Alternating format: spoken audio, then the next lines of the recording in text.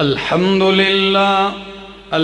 لله الذي لا يكشف الشدائد إلا هو ولا يدفع المكائد إلا هو، وما مراد المشتاقين في الدارين إلا هو، وما مطلوب الواصلين في الكونين إلا هو. العباد كلهم ضعفاء لا قوي إلا هو، والناس كلهم فقراء لا غني إلا هو، لا حافظ ولا ناصر إلا هو. غافر الذنب وقابل التوب شديد العقاب ذي الطول لا إله إلا هو. هل من خالق غير الله يرزقكم من السماء والأرض؟ لا إله إلا هو. ومن يملك السمع والأبصار؟ لا إله إلا هو. ومن يعلم السر والجهر؟ لا إله إلا هو. موسى على الطور حين ناداه قال لا إله إلا هو. يونس في بطن الحوت حين ناداه قال لا إله إلا هو. إبراهيم في النار الحريق حين ناداه قال لا إله إلا هو. يوسف في قعر البير حين ناداه قال لا إله إلا هو. وأشهد أن لا إله إلا الله وحده لا شريك له هو الحي لا إله إلا هو. وأشهد أن سيدنا ومولانا محمدا عبده ورسوله صلى الله تعالى عليه وعلى آله وبارك وسلم. اعلموا أن الدنيا دائرة ولذتها فانية وطاعتها باقية، وحاصلها فوت وآخرها موت. إخواني، بدن ضعيف وزاد قليل وبحر عميق والنار حريق والصراط دقيق والميزان عديل والقيامة قريبة والحاكم رب جليل.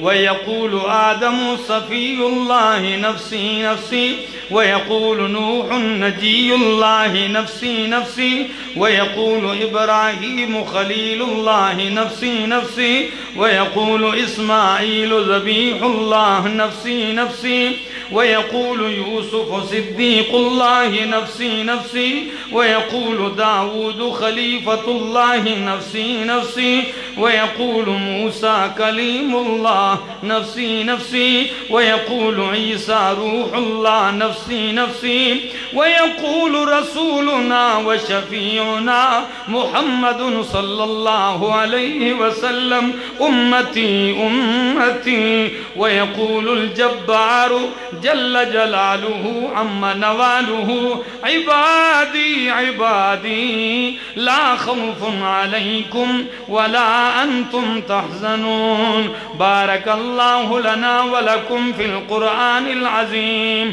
ونفعنا وإياكم بالآيات والذكر الحكيم. أستغفر الله لي ولكم ولسائر المسلمين.